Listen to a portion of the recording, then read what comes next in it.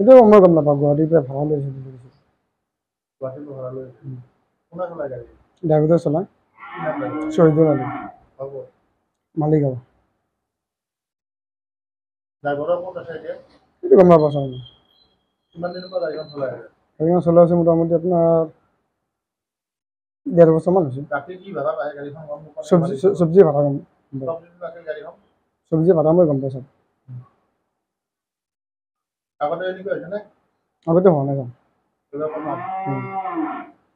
এইটো গম পোৱা নাই ড্ৰাইভাৰে থকা বুলি গম পাওঁ গাড়ীখন ক'ত পঠাইছিলা চব্জি ভাড়া খালবিটা যাব বুলি কৈছিল কোন জেগা খালবিটা কেতিয়া সোমাই দিলে মান্দাখানত ইয়াত লুকাই দিলে গাড়ীখন এইটো ছাৰ মই গম নাপাওঁ তোমাৰ নাম সাইজুদ্দিন আলী হাবলা খা বুলি কয় বেছি কি কৰে ছাৰ বেছি কি কৰে হাজো কামৰূপ ৰাতি 3টা কৰিছিল আৰু 2টা পোৱা আৰু এটা পাইছো তাৰমানে 3টা নিছিলে আজি ৰাতি এইখনে গাড়ী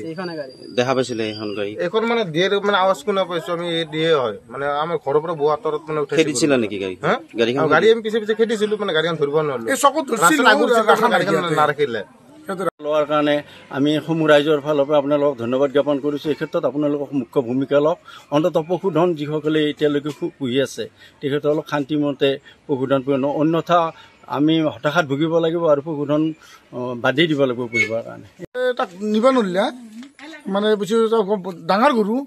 গাড়ীত উঠাব পৰা নাই সেইটো গৰু মোৰ ঘৰ চাপচি আহি কিন্তু তাত দাগ আছে বহুত দাগ আছে